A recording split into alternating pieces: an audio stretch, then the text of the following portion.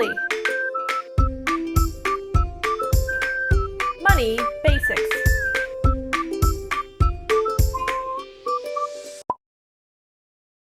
Hi everyone, it's Christina from Smartly, and I'm so excited to share with you one of my favorite tools in personal finance. This 3-part mini class is going to get a little technical on you, but this topic is so important, and if you can use it correctly, it will make every financial decision easier. Let's dive right in and start learning about the time value of money.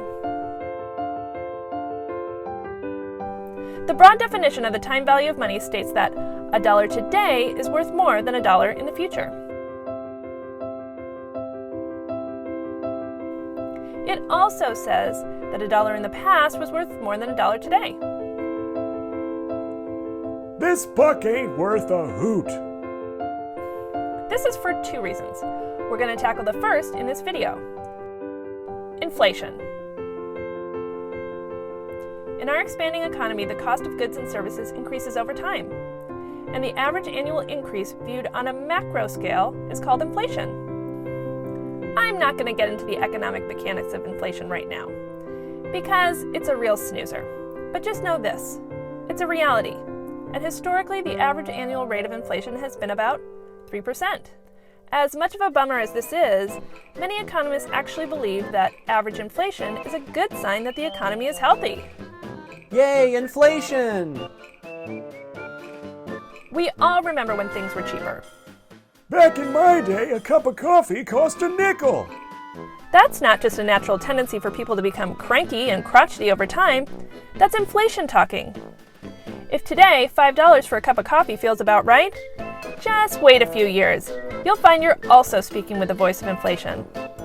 Back in my day, a cup of coffee cost $5. Here's an example. If the cost of a half gallon of milk today is $2.43, a similar half gallon of milk will likely cost $2.50 in 1 year with average inflation. What's the big deal? Who needs to sweat 7 cents, right? Wrong. That 3% decrease in buying power per year means that in 6 years, the same amount of milk will cost 20% more.